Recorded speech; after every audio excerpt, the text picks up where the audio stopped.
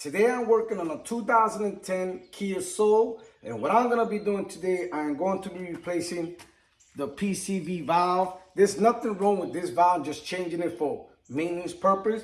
What you're going to need for this job, you're going to need a 21 millimeter socket. It has to be a deep socket.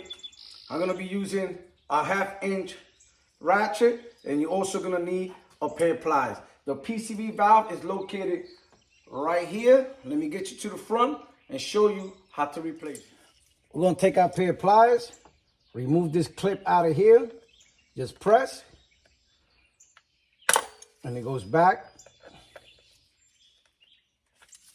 Then you can pull the hose out, move it out the way. You take your ratchet and your socket, and you start removing it.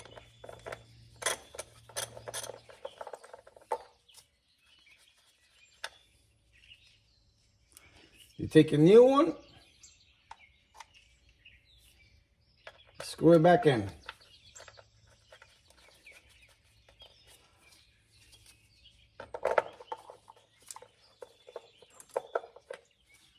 You don't want to go too tight.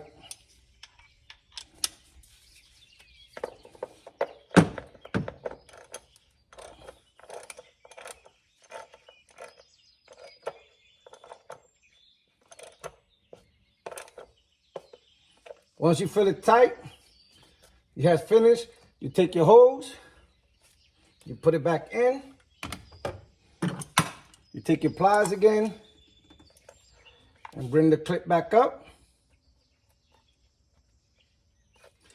And you have finished installing your PCV valve. Make sure that when you put the PCV valve, the rubber piece, the gasket, goes inside. So this is how you replace the PCV valve on a 2010 Kia Soul. Later.